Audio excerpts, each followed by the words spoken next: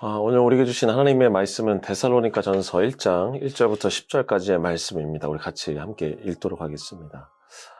바울과 실라도와 디모데가 하나님 아버지와 주 예수 그리스도 안에 있는 데살로니가 사람의 교회에 이 편지를 씁니다. 은혜와 평화가 여러분에게 있기를 빕니다. 우리는 여러분 모두를 두고 언제나 하나님께 감사를 드립니다. 우리는 기도할 때 여러분을 기억하고 있습니다. 또 우리는 하나님 우리 아버지 앞에서 여러분의 믿음의 행위와 사랑의 수고와 우리 주 예수 그리스도께 둔 소망을 굳게 지키는 이 인내를 언제나 기억하고 있습니다. 하나님의 사랑을 받은 형제자매 여러분, 우리는 하나님께 여러분을 택하여 주셨음을 알고 있습니다. 우리는 여러분에게 복음을 말로만 전한 것이 아니라 능력과 성령과 큰 확신으로 전하였습니다. 우리가 여러분 가운데서 여러분을 위하여 어떻게 처신하였는지를 여러분은 알고 있습니다. 여러분은 많은 환난을 당하면서도 성령께서 주시는 기쁨으로 말씀을 받아들여서 우리와 주님을 본받는 사람이 되었습니다. 그리하여 여러분은 마게도니아와 아가야에 있는 모든 신도들에게 모범이 되었습니다. 주님의 말씀이 여러분으로부터 마게도니아와 아가야에만 울려 퍼진 것이 아니라 하나님을 향한 여러분의 믿음에 대한 소문이 각처에 두루 퍼졌습니다. 그러므로 이것을 두고는 우리가 더 말할 필요가 없습니다.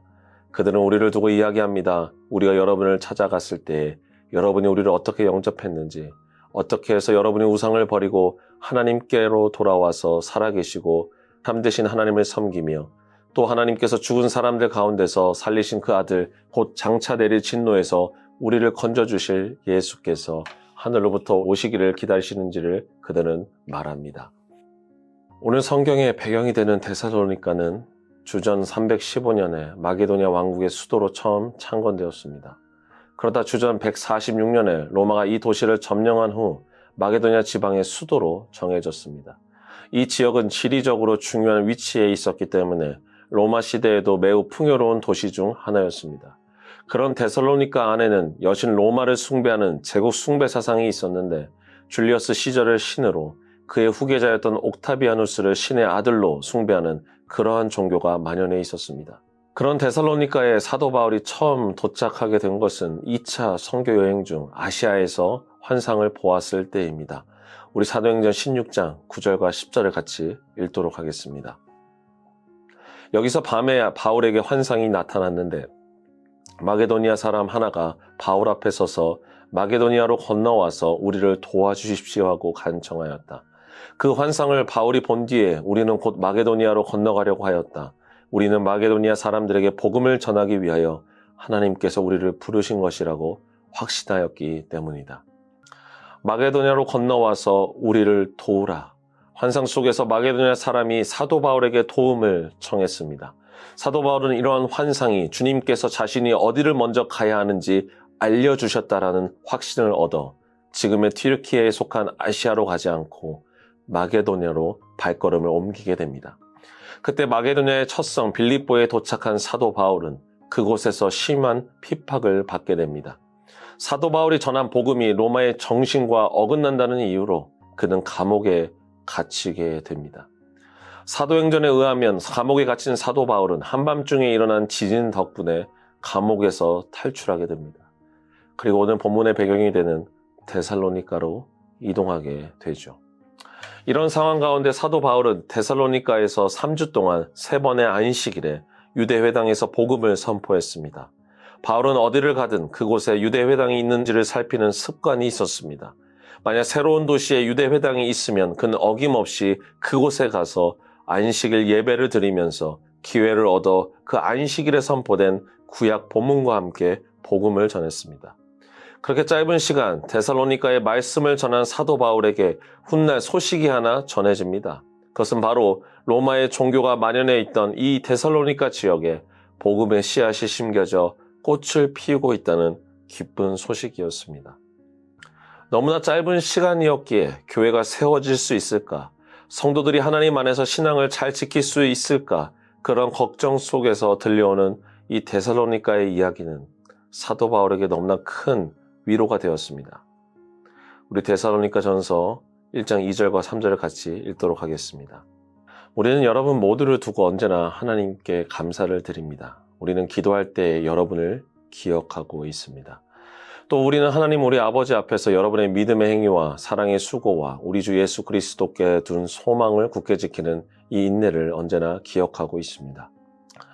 데살로니가의 교인들은 로마의 종교와 풍요 속의 유혹에도 불구하고 하나님 안에서 믿음을 지키며 살아갔습니다. 사도 바울은 그런 데살로니가 성도들에게 믿음의 행위와 사랑의 수고 그리고 소망을 굳게 지켰다고 칭찬하고 있는 것입니다. 사도 바울이 사역을 했던 로마의 시대는 믿음의 성도들이 신앙을 지키는 것이 참으로 어려웠던 시대였습니다. 로마의 압제 속에서 로마가 정한 규칙과 방법을 따르지 않으면 엄청난 불이익을 받을 수밖에 없는 그런 상황이었습니다. 이런 시대적인 배경 속에서 신앙을 지키는 것은 그만큼 어려웠다는 것을 의미합니다. 물론 지금이 우리가 처한 시대도 로마 시대와 어느 정도 비슷한 공통점이 존재합니다. 우리의 시대가 로마의 시대 못지않게 물질과 풍요 속에서 신앙을 지키기 어려운 유혹이 만연해 있다는 것입니다.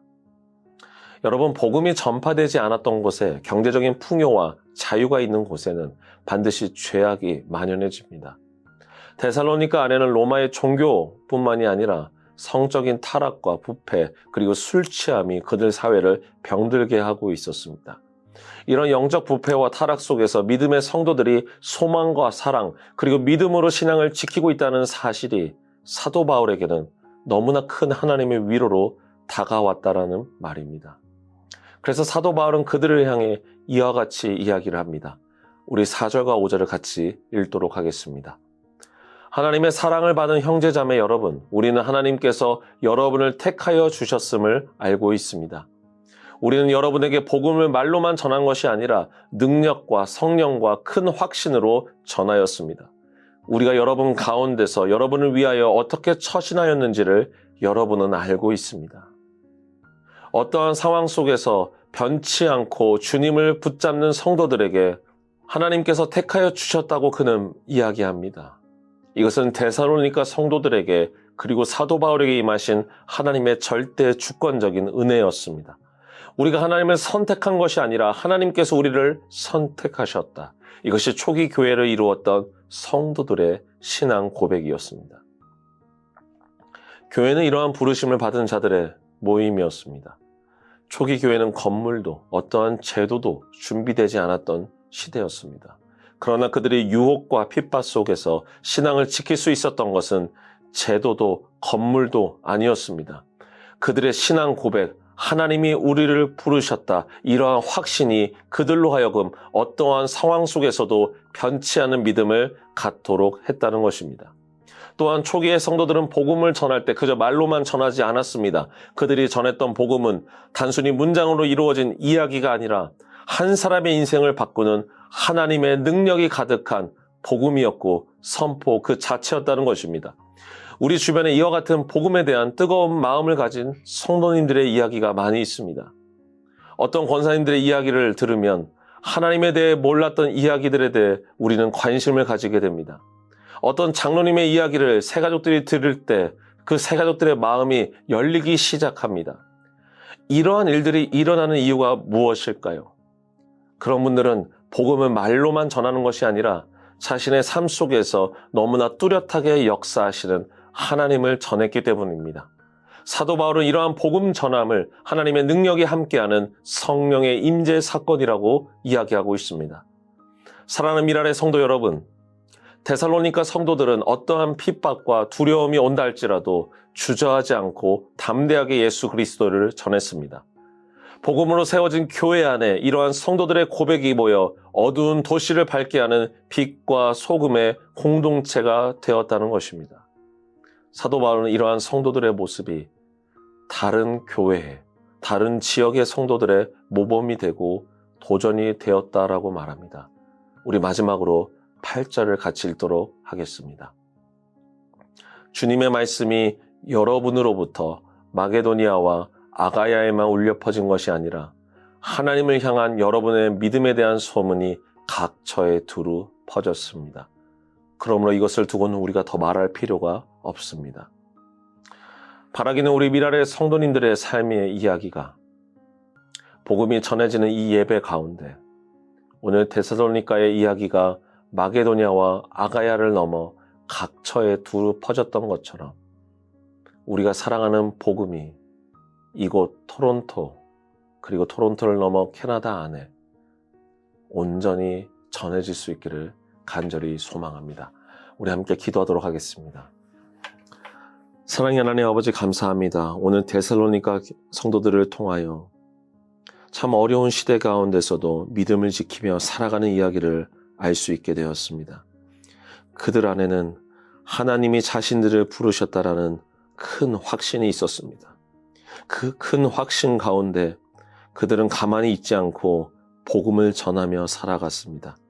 이 복음 안에는 하나님의 크신 성령의 임재가, 그 능력이 나타났습니다. 주님, 우리들의 성도들의 삶 가운데서도 이와 같은 동일한 은혜가 함께할 수 있도록 주님 은혜 더하여 주옵소서. 우리의 삶의 이야기가 예수 그리스도가 나타나는 그런 복된 소식된 이야기가 될 수 있도록 주님 우리의 삶을 붙들어 주시고 우리에게 주님의 은혜를 허락하여 주옵소서. 오늘 하루도 주님의 믿음 가운데 살아가는 우리 성도들의 삶의 이야기가 이 토론토 땅 안에 주님의 복된 소식으로 전해질 수 있도록 주님께서 은혜 더하여 주시옵소서. 주님께서 우리와 함께 하시고 역사하실 줄 믿사오며 사랑이 많으신 예수 그리스도의 이름으로 기도합니다. 아멘.